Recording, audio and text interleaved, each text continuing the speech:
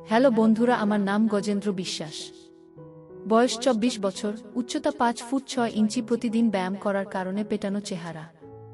আমার মায়ের সাথে ঘটে যাওয়া সত্যি ঘটনা অনেক সাহস নিয়ে তোমাদের সাথে শেয়ার করছি। এবার মূল কথায় ফিরে আসি। আমার মায়ের নাম আভা রানী বিশ্বাস। বয়স ৪৮ বছর। মা খুব একটা লম্বা না, ৫ ফুট থেকে কিছু কম। মায়ের ওজন খুব বেশি না, ৫০ কেজি হবে। তবে হালকা চর্বি আছে, সাথে সিজারের কাটা দাগ, যেটা আমার বোনের জন্মের সময় হয়েছিল। আমার বোন মাত্র ২ বছর বেঁচে ছিল। বোন মারা যাওয়ার পর মা বাবা দুজনেই খুব ভেঙে পড়ে।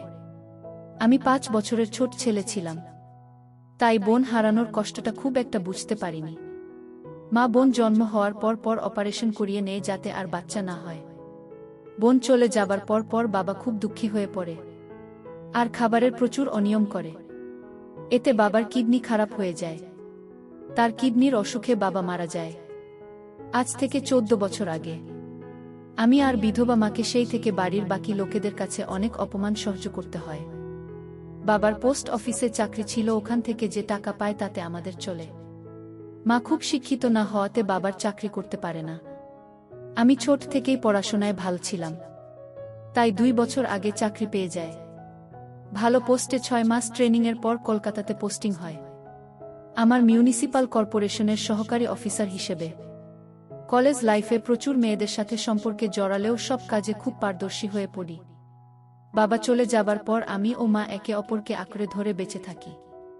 বাড়ির বাকি লোকেদের অন্যায় ব্যবহারের পরও আমার বিধবা মা নিজের মনের জোরে আমাকে ভালোবাসা দিয়ে বড় করে তোলে। আমাদের ভাগে ২টি রুম, সাথে রান্নাঘর ও বাথরুম।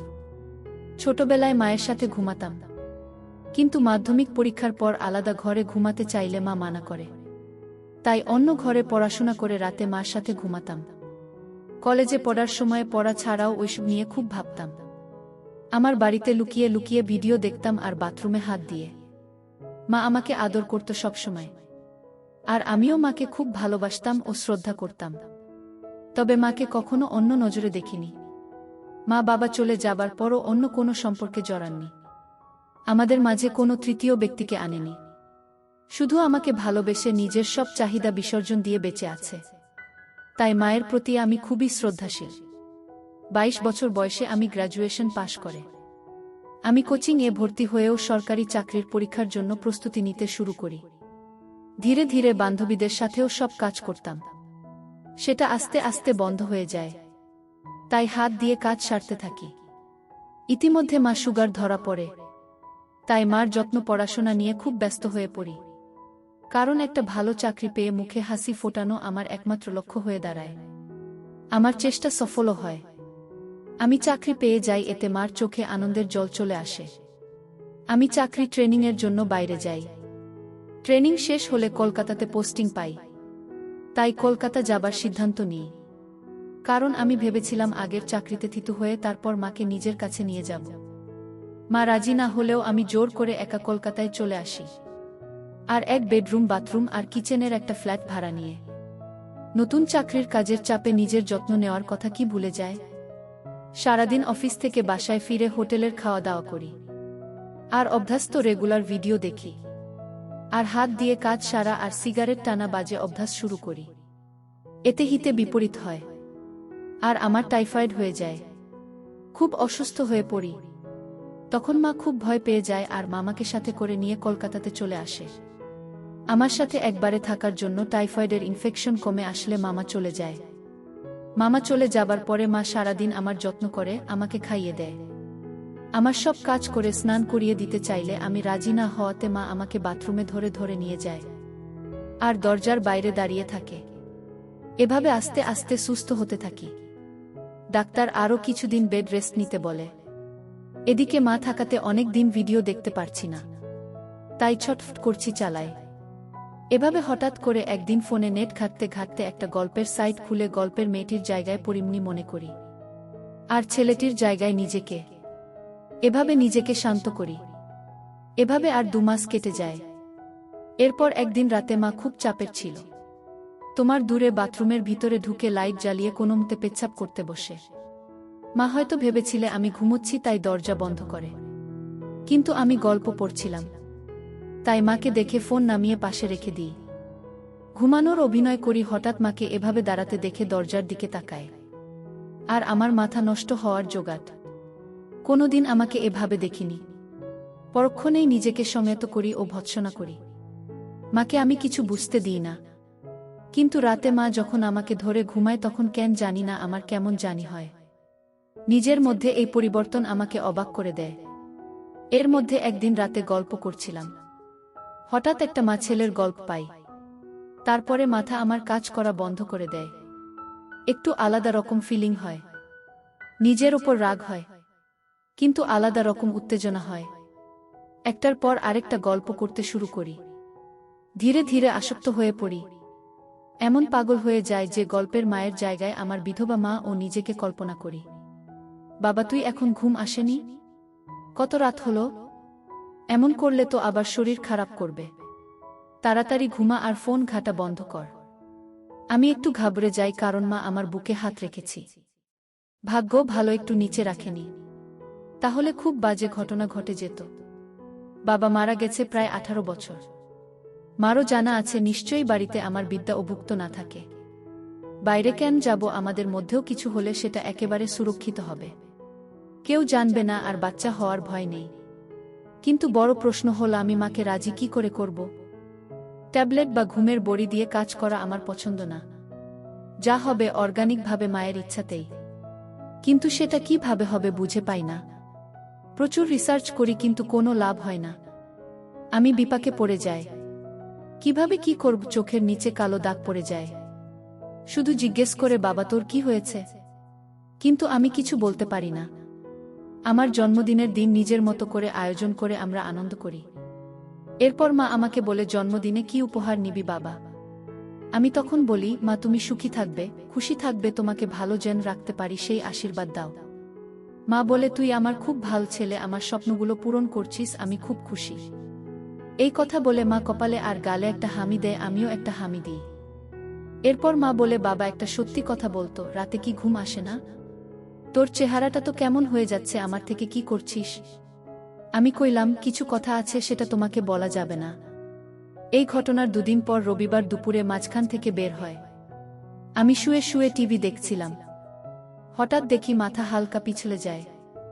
আর মা আলনা ধরে নিজেকে সামলানোর চেষ্টা করে। এই ধস্তাধস্তিতে মা এক সেট হয়ে যায়। আর এই অবস্থায় আমি দেখে ফেলি। মা খুব লজ্জা পেয়ে যায়। আর যখন দেখি আমি তাকে দেখছি, তখন মা আমাকে কইল, বাবা দিকে তাকাও, আমার লজ্জা লাগছে। সাথে সাথে সারা দিয়ে ঢেকে নীল আর একটা নাইটি নিয়ে দৌড়ে বাথরুমে চলে গেল মা। অনেকক্ষণ হলো বাথরুম থেকে বেরোচ্ছে না দেখে আমি মাকে দেখতে থাকলাম। কিন্তু মা দরজা খুলছে না। অনেক জোরাজুরির পর মা দরজা খুলল, কিন্তু মায়ের মুখ গম্ভীর। আমি মাকে কইলাম, কি হল তোমার মা? উত্তরে মা কইল, বাবা খুব বাজে ব্যাপার ঘটে গেল। এখন আমি তোর সামনে স্বাভাবিকভাবে থাকব। মা আমার হাত ধরে কইল, বাবা তুই আমার সব দেখে ফেলেছিস? উত্তরে আমি একটু ইতস্তত হয়ে বলি, হ্যাঁ মা, সব কিছু দেখে ফেলেছি। মা মাথায় হাত দিল আর কইল, খুব খারাপ হল জিনিসটা। আমি বলি, না, এটা অতটাও বড় ব্যাপার না। তখন মা বলে, কি বলছিস? আমার সব দেখে ফেললি আর বলছি কোনো ব্যাপার না। উত্তরে কইলাম, মা অত ভাবছ কেন তুমি? বাইরের কোনো তৃতীয় ব্যক্তি তোমাকে দেখিনি। আমি তো তোমারই অংশ। আমি দেখেছি তুমি নিজের ইচ্ছেতে তো আমাকে সব দেখাওনি, ভুল করে হয়ে গেছে। নিজের ইচ্ছেতে দেখালে আলাদা ব্যাপার ছিল। আর তুমিও তো আমাকে কত এক্সিট অবস্থায় দেখেছ। তাহলে কি আমি লজ্জা করে বসে থাক? ঘরে চলো। এটা শুনে মা বলছে, বাবা সে তো ছোট থাকতে দেখেছিস, এখন তো কত বড় হয়ে গেছিস। আর আরেকটা কথা, নিজের ইচ্ছেতে যদি আমাকে দেখে ফেলতে তখন কি আমাকে খারাপ ভাবতে? আমি রেগে গিয়ে কইলাম, আগে শীতের পোশাক পরো, আমার খিদে পেয়েছে, একসাথে খাবো। তারপর আমি একটু বাইরে যাব। আমি স্নান করে আসি, তুমি পুজো দিয়ে নাও। আমি বাথরুমে গেলাম আর হাতের কাজ সেরে নিলাম। আমার মাথা ঘুরে গেল। আমি তাড়াতাড়ি সব পরিষ্কার করে স্নান করতে লাগলাম। আমাকে নিয়ে ভাবতে লাগলাম, যেভাবেই হোক মায়ের সাথে কাজটা করতে হবে। আমি হালকা হালকা ইশারা দেবে আমাকে। এইভাবে স্নান করে বেরিয়ে দেখি মা খাবার রেডি করে ডাইনি নিয়ে বসে আছে। আমি চুল আঁচড়ে বরিস পায়ে লাগিয়ে খেতে বসলাম। আর চোখে মাকে দেখছি মা নিচু হয়ে খাচ্ছে দেখে আমি কইলাম, মা কি হয়েছে? তোমার যা হয়েছে সেটা ভুলে যাও তো। মা বলছে, বাবা আমি বলতে পারছি না, খুব লজ্জা লাগছে। এই কথা শুনে আমি নিজের রাগ সামলে নিয়ে বলি, মা আমি কি করে তোমারে লজ্জা কাটবে তুমি বল। তো মা বলে, আমি কিছু জানি না রে বাবা। আমি এবার বলি, ঠিক আছে, তোমার এই গুণটা মুখ আমার দেখতে ভালো লাগে না। তুমি ছাড়া আমার আর কেউ নেই। আমি তোমার সামনে এক সেট হয়ে যাবা, তুমি দেখে নিও। তাহলে তোমার লজ্জা যদি কাটে। আর মা তুমি পোশাক পরেও যতটা সুন্দরী, পোশাক ছাড়াও তত সুন্দরী। এটা শুনে মা একটু থমকে গেল। তখন আমি মাকে বলি, আমি 8টার দিকে বাড়ি ফিরে আসি, তারপর সব কথা হবে। আমি বেরিয়ে আমার এক বন্ধুর সাথে আড্ডা দিতে চাই, কিন্তু মন লাগছে না। তাই 6টার দিকেই বাড়ি ফিরে আসি। মা আমাকে আসতে দেখে বলে, এত তাড়াতাড়ি চলে এলে যে? আমি বলি, তুমি এমন গোমরা হয়ে বসে থাকবে আর আমি বাইরে আড্ডা দিই, সেটা হয় না। আর আকাশটাও খারাপ করেছে, ঠান্ডাও লাগছে ভালো, তাই চলে এলাম। আমরা একসাথে চা খাই। তারপর মাকে বলি, এবার তুমি আমাকে খুলে কইল, কি হয়েছে তোমার? তো মা কইল, তুই আমার সব দেখলি, তোর বাবা ছাড়া আর কেউ আমাকে দেখিনি। আজ তুই দেখলি কেমন লাগছে? তোর সামনে আসতে লজ্জা লাগছে। খুব ভালো ছিলাম, যে কোনো অভাব ছিল না, কিন্তু কি জানি কি হচ্ছে। তখন আমি রেগে যাই আর বলি, তোমাকে পুরোপুরি এক সেট প্রথম দেখেছি হয়তো, কিন্তু তোমার প্রায় প্রতিটি অঙ্গ আমি দেখেছি। যখন তুমি রাতে বাথরুম যেতে দরজা বন্ধ না করে। না, এটা শুনে একটু হয়ে যায়। এরপর আবার আমি বলি, এই মাঝ বয়সেও এত মেনটেন করে রেখেছে। পেটের ছেলে দেখেছে, তাতেও লজ্জা। জিজ্ঞেস করতে না আমি কেন ঘুমাই না? সেটার উত্তর হল, রাতে ঘুম আসে না। 25 বছর বয়সে যে জ্বালা হয় সব ছেলে ঠিক তেমনি জ্বালা আমার, কাউকে বলতে পারি না। তাই ভালোবাসার অভাবে আমার এই অবস্থা। মা তখন বলে, নিজেকে সংযত করার অন্য একটি উপায় আছে, সেটা করে একটু আরাম পাবে। কিন্তু শরীরকে এভাবে কষ্ট দিস না বাবা। তখন আমি বলি, মা আমার কষ্টের পরিমাণ অনেক, তাই তোমাকে কইলাম, সন্তানের কষ্ট মা ছাড়া আর কেউ বুঝবে না। মা বলে, আমি জানি বাবা। একটা কথা বলি, আমিও তো নিজের চাহিদা ভুলে তোর জন্য বেঁচে আছি। তুই নিজে কষ্ট পেলে আমার কষ্ট হয়। বাবা আমাকে একটু সুখ যে। বাবা আমি তখন বলি, তোমাকে সুখী করা আমার একমাত্র উদ্দেশ্য। আজকে রান্না করতে হবে না, বাইরে থেকে খাবার অর্ডার করছি। কাল তো ছুটি, কালকে বাড়িতে আছি, তাই হালকা খাওয়া যাবে না। এবার বলে, বাবা এটা বুঝছিস, আমার ছেলে মাঝে আমি কোনোদিনও কাউকে আনেনি। তুই আমাকে একটু সুখ দিস তাহলে হবে। আমি বলি, তোমার জন্য আমি সব করতে পারি। যেমন তোমার লজ্জা ভাবটা আগে কাটায় বলে বাথরুম গিয়ে হাত পা ধুই আর সব বাইরের জামাকাপড় ছেড়ে এক সেট হয়ে বাইরে বের হই। মা চা খাচ্ছিল, মাকে এই অবস্থায় দেখে চমকে যায় আর আমার হাত থেকে কাপ নিচে পড়ে যায়। মা বলে উঠে, বাবা এ কি অবস্থা তোর? কেন এমনটা করলে? আমি ওই অবস্থায় মায়ের সামনে গেলাম আর মাকে কইলাম, তোমার লজ্জা কাটানোর জন্য আর কোনো উপায় ছিল না। তুমি তো নিজের ইচ্ছেতে সব কিছু দেখাননি, তাও লজ্জা পাচ্ছ। আমি নিজের ইচ্ছেতে তোমাকে সব দেখলাম, কিন্তু দেখো মা, আমার একটুও লজ্জা করছে না। তোমার লজ্জা আশা করি এবার কেটে যাবে। আমরা একে অপরের পরিপূরক, আমাদের মাঝে কেউ আসবে না। তোমার সব কষ্ট আমি দূর করব। এইভাবে মনে হয়ে থাকবে, আমি সেটা দেখতে পারছিলাম না। মা আমার কথাগুলো শুনছিল, এক দৃষ্টিতে আমাকে দেখছিল। তারপর মা কইল, কাপড় পরে অসুস্থ ছেলে, ঠান্ডা লেগে যাবে। আর লজ্জা করব না বলে দাঁড়াও, আর একটা হামি দিল আর রান্নাঘরে চলে গেলা। নিজেকে আয়নাতে একবার দেখলাম আর ভাবলাম, চেহারাটা বেশ আমার। আমি এবার পোশাক পরে নিলাম। ইতিমধ্যে খাবার চলে আসলে আমরা তাড়াতাড়ি খেয়ে নিলাম। বাইরে ঝড় বৃষ্টি শুরু হলো, লোডশেডিং হয়ে গেল। আমরা সব ঠিকঠাক বন্ধ করে ইনভার্টার দিয়ে ছোট বাল্ব জ্বালিয়ে সবার জন্য রেডি হলাম। আমাদের ফ্ল্যাটটা 3rd ফ্লোরে, একটি ফ্ল্যাট কি আছে, কিন্তু ওনার বাইরে থাকে। আমাদের উপরে টেরাস গার্ডেন বা শুয়ে পড়ল। আমি বাথরুমে গিয়ে মা কথা ভেবে কাজ করতে লাগলাম, কিন্তু মা ডাকাডাকি করাতে ঘরে চলে আসলাম। মা ঘরে আসতেই জিজ্ঞেস করল, এতক্ষণ কি করছিলে? আমি কইলাম, পটি করছিলাম। তো মা হঠাৎ বলে উঠল, পটি করছিলি না, অন্য কিছু করছি কে জানে। আমি কিছু কইলাম না, জল খেয়ে সোজা বিছানায় উঠলাম ও কম্বল গায়ে দিয়ে মাকে কইলাম, মা আরো গল্প করি। নিজেদের সুবিধা অসুবিধা সব বুঝি, কেবল 10টা বাজে, কাল ছুটি, দেরি করে উঠব। মা কইল, ঠিক আছে, আজ থেকে আমি তোকে ঘুম পাড়িয়ে দেব। আমি বলি, মা একটা কথা জিজ্ঞেস করব, লজ্জা পাবেন না বা রাগ করবে না? তো মা কইল, আমার লজ্জা তুই কাটিয়ে দিয়েছিস না, স্কাইওয়ে পড়তে আমার সামনে লাস্ট এক্সিট হয়েছিস। আজ আবার হোলি, আর তুই যদি নিজে মনের সব কথা আমাকে না বলিস তাহলে আমি রেগে যাব আর তার থেকেও বেশি কষ্ট পাব। আর ভাববো আমার ভালোবাসা থেকেই কমতি থেকে গেল যে তোর আমি প্রিয় বন্ধু হতে পারলাম না। আমি এটা শুনে বলি তোমাকে কোনো কষ্ট আর পেতে হবে না। তোমার সব চাহিদা আমি পূরণ করব। তুমি চাইলে আমাকে স্নানও করিয়ে দিতে পারো। তোমার যেভাবে খুশি আমি মানা করব না। এবার বলো তো মা, নিজেকে কি করে তুমি সম্মত রাখতে আর কি করতে যেটা আমি করতে পারছি না, প্লিজ বলো। এই কথা শুনে মা বলছে, বাবা আমি খুব খুশি হলাম যে তুই নিজের মনের কথাগুলো খুলে বলছিস। তখন আমি কইলাম, মা আমি সবসময় তোমাকে সব বলতে চাই, তবে তুমি যদি অস্বস্তি বোধ করো তাই বলতাম না। আর তুমি যা লজ্জা পাও তাই বলতাম না। তুমি ফ্রি হয়েছ তো আমি আমার সব তোমাকে উজাড় করে দেব, যেমনটা তুমি চাও। আমার বিধবা মা, আমার প্রিয় বন্ধু আছে, আর কাউকে লাগবে না। তারপর বলতে শুরু করলো, বাবা তুই এটা ভাবিস না আমাকে শারীরিক কষ্ট পেতে হয়নি। উত্তর কষ্টের পরিমাণটা হয়তো অনেক, কিন্তু আমার কষ্ট কিছু কম ছিল না। অন্য কারো সাথে সম্পর্কে আমি জড়াইনি। তোর মুখ দেখে নিজেকে সংযত রেখেছি, কখনো কখনো নিজেকে নিজেই ঠান্ডা করতাম। বাস আর কিছু না, জানতাম এটা শরীরের জন্য ঠিক না, কিন্তু আমার আর কিছু করার ছিল না। তোর জন্য সব কিছু বিসর্জন দিয়েছি বাবা। আমাকে এবার একটু সুখের মুখ দেখাস। আমার একটু খারাপ লাগলো।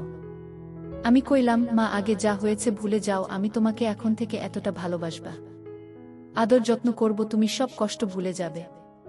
মা তখন কইল, বাবা তোর তো উপায় আছে নিজের চাহিদা মেটানোর, তাহলে নিজেকে নিজে ঠান্ডা করার চেষ্টা করিস না, খুব খারাপ। আমি বলি, মা ডাক্তার ও আমাকে মানা করেছে, কিন্তু মা আমার কোনো বান্ধবী নেই, আমি এখন কোনো সম্পর্কে জড়াবো না। আগে তোমাকে পৃথিবীর সুখ দিই, তারপর দেখা যাবে। তখন মা বলেন, আমার ছেলে বড় হয়ে গেছে, কিন্তু সব সুখ কি আর পারবে? সব সুখ সবার কপালে থাকে না।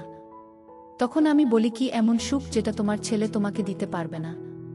তখন মা আমার গালে হাত দিয়ে আমাকে বলে, পারবি না রে বাবা, পারবি না, আমাকে অসুখ দিতে পারবি না। আমি বলি, কেন মা, আমি কেন পারবো না? নিজেকেও তোমাকে সব সুখ দেব, তোমার সব চাহিদা পূরণ করবে, এই প্রমিস করেছি। শুধু তোমাকে মুখ ফুটে বলতে হবে না। তখন বলে, ছেলেকে কি এটা বলা যায় বাবা? পৃথিবীর সবচেয়ে নিষিদ্ধ জিনিস লোকে জানলে তথ্য করবে। আমি মার হাত ধরে বলি, মা একটা কথা আমার মাথার দিব্যি দিয়ে বলো তো, তুমি কি সত্যি চাও না আমাকে উপযুক্ত মনে করো না? আমাদের দুজনের এই জীবনেই একাকী জীবন, আমাদের মাঝে কেউ কোনো দিন আসেনি, আসবেও না। আমার জন্য সব বিসর্জন দিয়েছিলেন, আমার জন্য সব ফিরে পাবে। তুমি নিজেই বললে তোমার ছেলে বড় হয়েছে আর আমরা বেস্ট ফ্রেন্ড, তাহলে কি মা আমি? মা কান্না করে উঠল আর কইল, দূর থেকে উপযুক্ত আর কেউ না রে বাবা, শুধু আমার মাতৃত্ব বোধ আমাকে আটকাচ্ছে।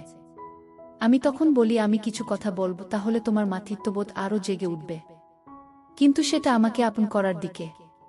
মা তুমি কি জানো, আমি শরীর খারাপের সময় ইন্টারনেট থেকে গল্প করতাম আর নিজেকে ঠান্ডা করতাম। গল্প পরে হঠাৎ তোমার আমার কথা মনে পড়ে যায়, আর খুব গরম হয়ে যায়। মনের চাহিদা তোমাকে পাবার চাহিদাতে পরিবর্তন হয়, কিন্তু কোনো পথ খোলা না থেকে খুব কষ্ট পাই। ডাক্তার দেখাই, সেটা তো তুমি জানোই না।